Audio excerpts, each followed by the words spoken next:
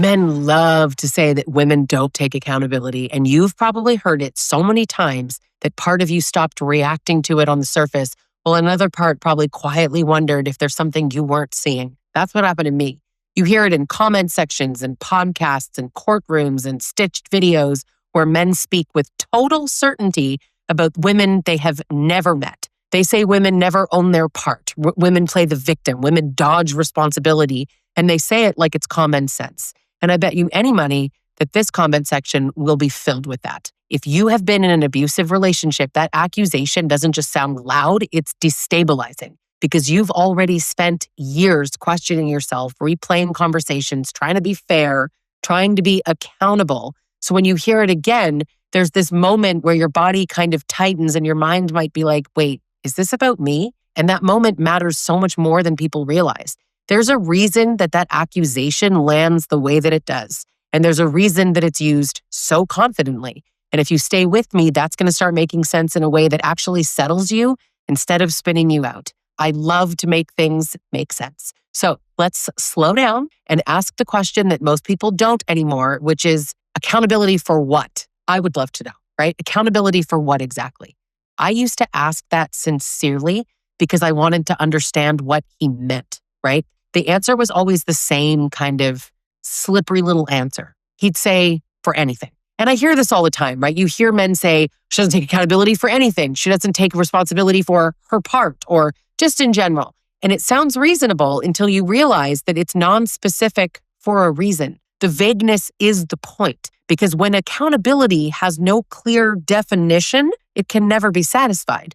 So you can apologize and reflect and explain and change and twist yourself into shapes that you don't even recognize, and it's never going to be enough. When you listen closely to what's actually being demanded, it becomes clear that this isn't about shared responsibility or repair. It's actually about blame and power and control. And it's about making women responsible for men's whole inner world. So men actually never have to look at themselves at all. And once you see that, I'm telling you, a lot of what you have lived through is going to stop feeling so confusing or mysterious. So quick pause, because I want you to know who you're listening to, right? Who is this? Who is this woman that says that men don't understand accountability? My name is Lisa Sonni. I work with women who are in or recovering from abusive relationships, and I've also lived this myself. I help women unpack and untangle dynamics like this so that they can understand what happened, trust themselves again, and never end up here twice. And if this kind of clarity is helpful for you, hit subscribe so that you don't miss these conversations, because this is the stuff that actually protects you long term. And I want to be clear about something right up front. I'm going to say it because I know you guys want me to. Good men exist, genuinely good men. And they're not the ones demanding women be accountable for men's choices. That's the fastest way to know that you're dealing with a man who is abusive. The men that we're talking about here are asking women to take accountability for his emotions, his reactions, his addictions, cheating, his cruelty, and sometimes his violence. They're asking women to be accountable for the outcomes that they did not choose. And once you see that pattern clearly, abusive relationships are going to start to feel a lot less confusing and very predictable. When an abusive man says that she doesn't take accountability, what he's actually saying, just to translate, is that she didn't manage him correctly, right? She didn't predict his mood. She didn't speak softly enough. She didn't stop soon enough. She didn't know when to shut up. She didn't regulate his feelings for him. She didn't keep him calm. She didn't make him feel good or good enough. She didn't protect him from probably himself, right? And he usually believes this completely. This is why he can say it with such confidence. He means it. Now, this video is not about convincing him of anything. I don't even care if men watch this. I hope they don't, in fact. I hope there's no men in the comment section. It's about helping you understand what he meant so you can stop carrying it. You hear this expectation every time somebody says, she made me angry, she pushed me, she knew what would set me off. And in that worldview, his feelings are treated like facts, and her behavior is the cause. So if he explodes, she failed. If he threatens, she provoked. If he hurts her, she caused it. If he cheated, it's her fault. And once you see that logic clearly, it explains why nothing you ever did actually fixed anything. This pattern doesn't just come out of nowhere, and grounding it is going to help you stop personalizing it. There's a body of research called attribution theory, and all it really looks at is how people explain why things happen, whether they turn blame inward or point it outward when something goes wrong. So, across decades of research, the pattern is consistent. Women are more likely to internalize blame, while men are more likely to externalize responsibility. So when something goes wrong in a relationship, women tend to ask, what did I do wrong? And men tend to ask, who caused this? With an automatic default of not them. That difference alone actually explains why you defaulted into self-doubt while he defaulted into blame. Women are conditioned to turn inward to self-monitor. Men are conditioned to point outward and assign fault. So when men say women don't take accountability, they're actually projecting something that they try to avoid themselves, right? Women already take on more responsibility than they should, especially in an abusive or toxic relationship where they're carrying the emotional weight, the emotional health of the relationship for two people. Kate Mann talks about this directly in her work, especially in Down Girl, her book, where she explains how women are assigned moral obligations to men that men are never expected to return. Women are expected to absorb men's rage, right? You got to buffer their stress and soothe their shame, manage their whole emotional fallout.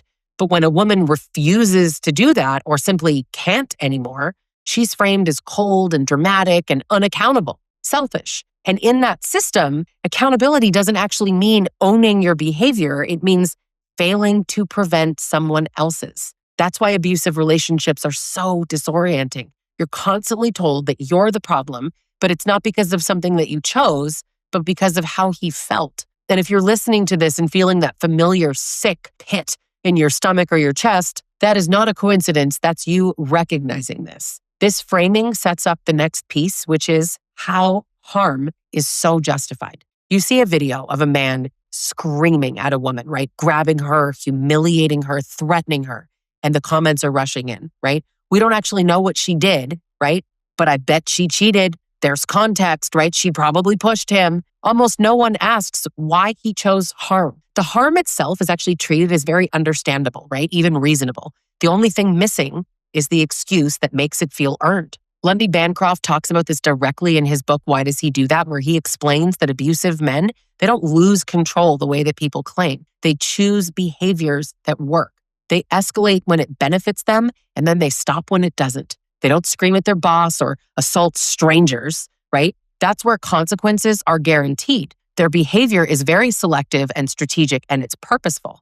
So accountability gets redirected toward finding her supposed offense, because if her offense can be located, then his agency disappears, and that's important. That's why you hear, "You made me do it," over and over again. You made me angry. You made me cheat. You made me drink. You made me react. She provoked me. She did it on purpose. She's faking it. That phrase alone is one of the clearest red flags because it shows pure externalization of responsibility. And this pattern doesn't just show up in physical harm, right? Cheating gets framed as loneliness or neglect, and addiction is stress or pressure. Emotional abuse is you pushing his buttons. Alcohol and addiction research has shown this for years, with men so much more likely to blame external stressors like partners for relapse. Meanwhile, women tend to blame themselves. So when a man says, "You made me drink," so familiar, right? It's not like some one-off excuse. It is a familiar, gendered way of avoiding ownership that shows up repeatedly in abusive relationships where the man is the perpetrator of abuse and the woman is the victim. But there's another layer underneath this that almost never gets named, right? When men say, "You don't know what she did to him," they're actually revealing something fascinating, right? They're saying to you that men have limited self-control around anger, jealousy, rejection, entitlement. Male harm is framed as a natural reaction to provocation rather than a choice. And that belief creates this contradiction that we don't like to sit with. If men are so emotionally volatile, which they are, why are they trusted with so much power? Why are men trusted with weapons, authority, leadership, money, policing, and political decision-making if their emotions are supposedly uncontrollable? And I want to be clear, who says that? Men say that. Men say that constantly. They just used different words that makes it sound like it's the woman, which is actually proof of men's lack of accountability, not women's. You cannot meaningfully argue that men are both rational leaders and helplessly reactive at the same time. You're not going to convince me of that. Laura Bates documents this clearly in her book, Men Who Hate Women, showing how male violence is framed as emotional or reactive, and women's behavior is scrutinized and, frankly, dissected. The harm gets normalized, the trigger gets criminalized, and the man gets humanized. And the woman, it's her fault. That dynamic sits right at the center of abusive relationships. And then there's the exit myth. You've probably heard more times than you can count. If it was really that bad, she would have left. She stayed, so it couldn't have been abuse, right? She keeps going back. She likes it. She likes this. This is drama. Women love drama. Now, women are not only responsible for men's behavior, but for managing the timeline of escape and doing it perfectly.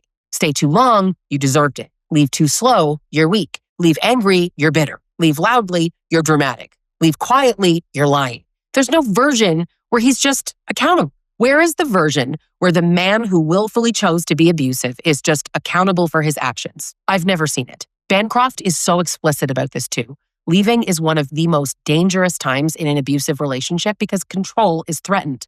That matters to him hugely. Abuse escalates, coercive control intensifies, and then you've got stalking and threats, financial abuse, custody abuse, and violence, and it all spikes. Accountability culture avoids this reality because if leaving is dangerous, then women can't be blamed for staying, and blaming women is the goal. That's the goal. So this is also where DARVO shows up, right? That stands for deny, attack, and reverse victim and offender. And if you've even lived this, maybe you've never had a name for it, but there it is. It's a form of gaslighting. He harms, denies intent, attacks her character, and reframes himself as the victim of her behavior, of her reaction. And suddenly she's not just unaccountable, she's abusive for calling it out. Women end up apologizing for men's behavior, explaining their reactions, minimizing harm, and carrying guilt that was never theirs. And then those same men turn around and they say that women don't take accountability. If this part is landing for you, I'm telling you, you are in a group of women who have woken up to this. The mechanism inside the relationship looks the same every time. He externalizes responsibility and you internalize blame. And what changes isn't the pattern. It's how his behavior just gets explained away. When men abuse women, their behavior is framed as understandable, provoked, or, just the way men are, right? Boys will be boys. And that cultural permission